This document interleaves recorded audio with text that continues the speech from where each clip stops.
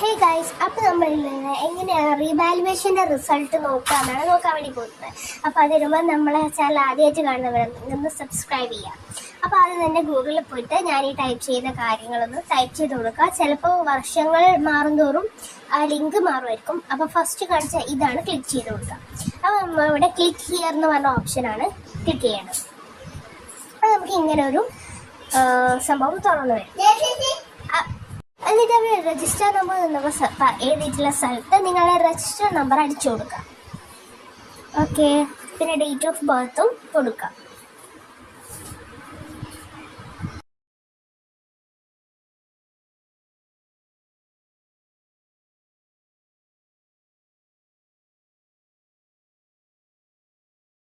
എന്നിട്ട് ഇവിടെ view result എന്ന് പറഞ്ഞിട്ടുള്ള ഓപ്ഷൻസ് ക്ലിക്ക് ചെയ്ത് കൊടുക്കുക. അപ്പോൾ കുറച്ച് സമയം കഴിഞ്ഞ് ചിലപ്പോൾ ഇറർ എന്ന് വന്നേക്കാം.